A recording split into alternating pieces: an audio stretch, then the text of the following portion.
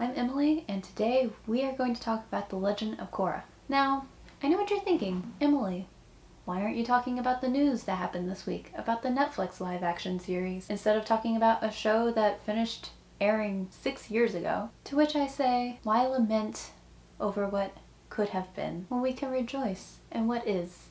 So this past weekend, The Legend of Korra was released on Netflix for the first time ever, and since it seems to not be regarded in such high esteem as its predecessor, similar to the sequel Star Wars series, but there couldn't be any correlation there, right?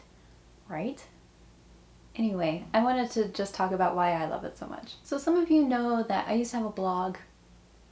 Most of you probably don't know this because it was never really that popular. But anyway, I used to have a blog. It's no longer public. And years ago I did a post of why 10 reasons why Korra is the best ever.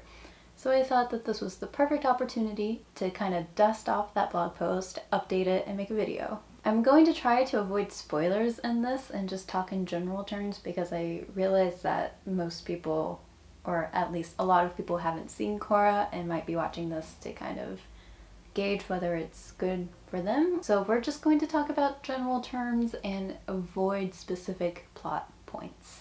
Okay. So first, the setting. Korra is such a unique show and totally different from Avatar. It takes place 70 years from when the first series takes place, and it's like the Avatar world does the 1920s. It's fantastic. So everything is still Asian inspired and still has that same Avatar quirkiness to it, but it's the 1920s and we're in a city. It's kind of like New York and Chicago-esque, and it's just fabulous and totally unique to the world and to anything I've seen. There's also a hint of steampunk in the setting, especially with Asami's character, and that's really cool. At first it's a little bit weird to think of the Avatar existing in a world with cars and the radio and like technology, but I think it's really cool to see how Korra manages the modernizing world as the Avatar. That is part of the conflict in the series, part of the thing that she has to deal with and learn, and something that her predecessors aren't able to teach her because it's a new thing, and I think that's really exciting. The other thing I love about the setting is that you really see the nations coming together. Whereas in Avatar, all 4 nations were really split up and there was a stark difference between all 4 of them. In Korra, it's all about the integration of these nations, and you see that everywhere. You see that with Mako and Bolin. You see that with Tenzin's children, even though they're all airbenders, the colors of their eyes all represent a different nation. You see that with Probending, which wouldn't have been possible in the Avatar world because the Fire Nation and the Earth Kingdom and the Water Tribe, they were all so separated that you couldn't even have a sport like that. And you even see it with the villains, like the Triple Threat Triads, who, you know, that's their thing. They have benders of all types. So it's really, really cool to see all these nations coming together and integrating and the possibilities that that can lead to. So number 9 is the soundtrack. And if you watched Avatar, you'll know that Jeremy Zuckerman did a fantastic job with the music. It is so just lovely and beautiful, and it fits the world so well. And he came back and he did Korra. And with Korra, it combines traditional Chinese music with jazz to better fit the setting, and I think that it is wonderful. And I'm actually so sad because Korra Book 1 is the only soundtrack that has been released to the public. You can find it on Spotify. And by the way, The Greatest Change is the best. The best. I just listen to it all the time. But I really wish that the other books were released too because they're also so good. And Jeremy Zuckerman kind of teased that maybe soon-ish they might be released. Maybe? So number 8 is shorter seasons. I know that some people don't like this about Korra. It has 4 seasons compared to Avatar's 3, but each season has about 13 episodes. And so overall you have 52 episodes compared to Avatar 61. So you do have fewer episodes in the show than Avatar. But I really like that the seasons are shorter because I think it makes it easier to rewatch, easier to engage and binge. It's really much more suitable to how we ingest TV in the streaming age, whereas Avatar, each episode, while it did contribute to the overall story, it was also very contained, so it could be serialized and kids could just turn on the TV and catch an episode and might not know where the story was but could understand it. Korra isn't really like that. It's more where, you watch it from start to finish and it tells one arc rather than a series of little arcs. And I actually really like that about the show. It's kind of like a short story where every detail is necessary and there's no extraneous details. You don't get episodes like The Great Divide, which oh man, The Great Divide, which don't seem to contribute anything, and it you want to skip over if you're binge watching the show. You can't really skip over episodes with Korra and have it still make sense. Okay, number 7 is time jumps. With Avatar, it took place over about a year, and so time did pass, but it passed much more slowly.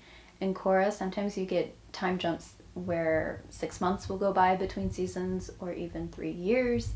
And I really like to see how the characters change over those time jumps, because we do change from year to year. We're never the same person.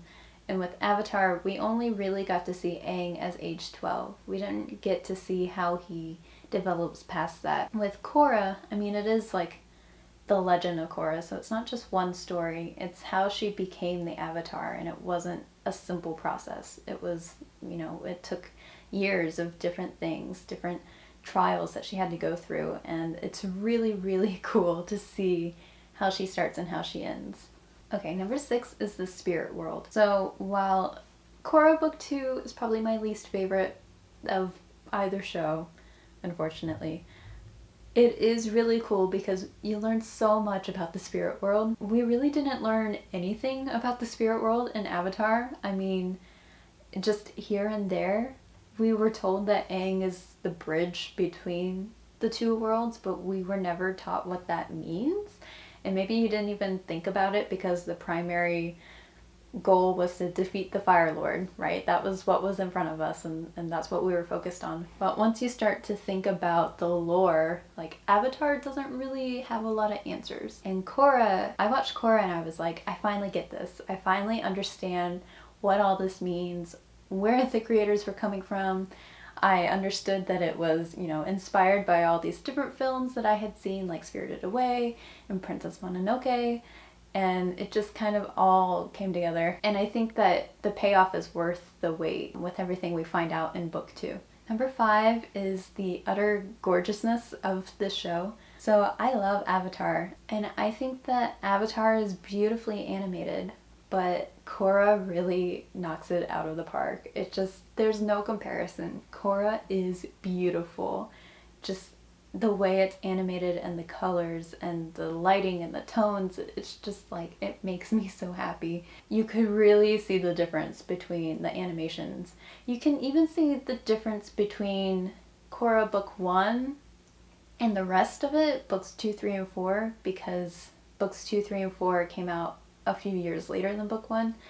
Book 1 is still really good, but it has a lot of sepia tones and like soft focus that I'm not that into, but books 2, 3, and 4 are just gorgeous. Number 4 is the reminiscence. So a lot of people are upset that Korra is not Avatar continued with the same characters. Like, people want to see grown-up Aang. I get it. I want to see grown-up Aang too. But I like that we get new characters and new stories. I appreciate that the creators were willing to go so much harder and create a world where they were really challenged to tell this new story in this new setting. And I think it really pays off. I think it is a wonderful show and so unique, and it adds so much more to the canon than if it had just been Avatar Part 2. And on that note, whenever we do see any glimpses of the old characters in Korra, it is so exciting and fulfilling. and I think that we wouldn't get that same reaction if it had just been a show continuing their story. I don't think it would have been as interesting in the long run. But oh man, when we do see characters from Avatar: The Last Airbender, it's like my heart starts pounding. I remember the first time I watched these episodes with these characters and I didn't know what to expect. Or when a trailer for a certain season came out and you watch to the very end and you realize that this character is going to be in this season. It's so exciting, and I love that they did it this way. Number 3 is the characters and the character development. So Avatar: The Last Airbender had amazing characters. I'm not gonna lie, we all know it. We loved the main Aang gang. We loved the villains. Zuko probably has the best character arc in all of history. I mean, you can fight me in the comments, but I said what I said. But Korra also has really, really good characters, and they're quirky and funny, but they're also super sweet and just charming. I love Korra as an avatar. I love Asami and Mako and Bolin and Lin and Tenzin. And I really like that we get characters of all ages. Like in Avatar, it was aimed at kids, and all the main characters were kids. And if we had an adult, besides Uncle Iroh, the adults were normally villains. But in Korra, we get a lot of adults, and they're not villains, they're mentors or just characters with wrinkles, and it's great. I mean, we don't really get to see that in a lot of animated shows. I also love that Korra continues the tradition of having strong female characters in the Avatar world. Before this show, we didn't see lead female characters in animated action TV shows. Like, it just wasn't a thing. And the creators of the show and the production company, they were concerned that Korra wouldn't take off because young boys wouldn't connect with her or wouldn't want to watch it. And they were wrong. And I love that we get her and Asami, and they look totally different from each other. They're really not that much alike in the things that they like to do and the appearance that they have. But they're both so strong and they can hold their own in a fight, and it's so cool to see. And we have Lin and Katara and Su Yin and just all these amazing female characters. I love it so much. Number 2 is the villains.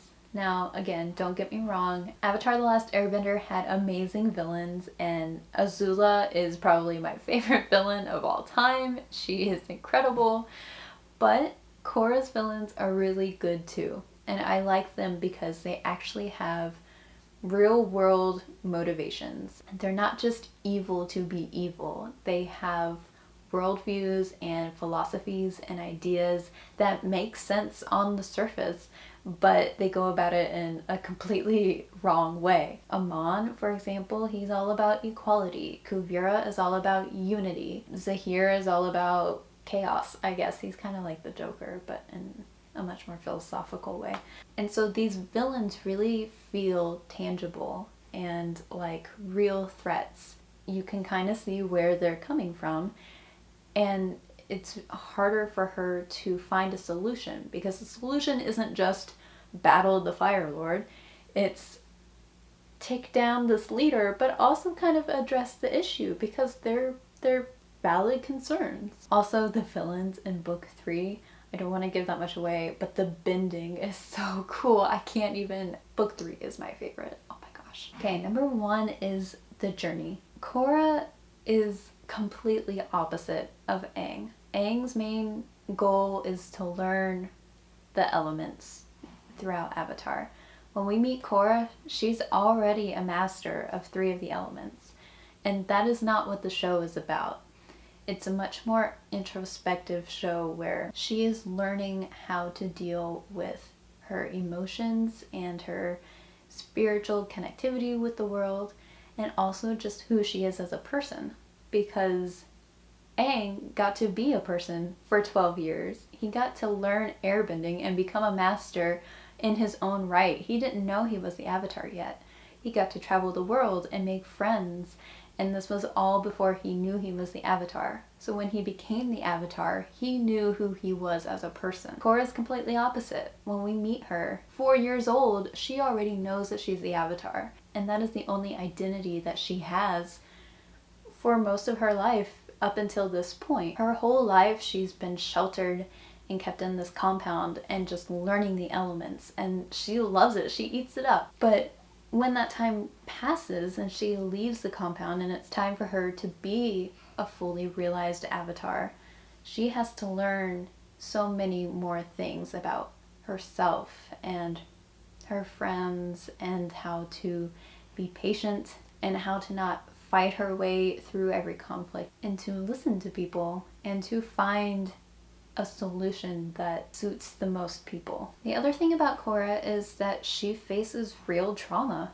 throughout this journey. It's not just about how powerful she can be, it's about she gets defeated and she gets knocked down, and she's not able to get back up automatically. It's about her dealing with that trauma both physically and mentally, and I think that that is such a powerful story for anyone watching it. A lot of people call Korra a Mary Sue. I've seen that around on the internet a lot lately. I don't know where it's coming from. Korra is about the furthest from a Mary Sue that you could ever get. I mean, like I said, she starts off knowing the elements, but she has spent her whole life learning the elements, whereas Aang learned them in like a year. She has spent 13 years learning waterbending, earthbending, and firebending, and now she's learning airbending, and that takes her time. She doesn't just learn it, she has to really work at it. So those are 10 reasons why I love The Legend of Korra. If you really want me to talk about the new Netflix adaptation and the news that we learned this week, let me know. It's kind of a downer. I will also link other videos about it in the description. Yeah, it is what it is. Okay everyone, now go watch Korra. Bye. Reminiscence. Why did I put this hard word in my video, in my script? I don't even know. Why do I put words in scripts that I can't say? I was going to say that old people are worthwhile too, but that seems like it could be a little offensive, so. How old is Tenzin? Is he old or is he just old in my mind? He has wrinkles, so he's gotta be up there, right? How old was Aang when he died? In his 60s, I guess? So Tenzin has to be, but then it's 17. Tenzin has to be in his 50s, right? Katara is 87. Before this show, lead female characters in action series. An animation. How do I say this? Concise. I lost my notes, they went away, so I'm just gonna have to do this off the cuff. Which I don't think that he fully learned the other 3 elements in a year, but that's a side tangent. She has spent like 14 minus 7. Then what's 17 minus 4? 12? 13? I probably left out someone. Jinora? How did I leave out Jinora? She's like my favorite character in the show. There are just so many. I can't.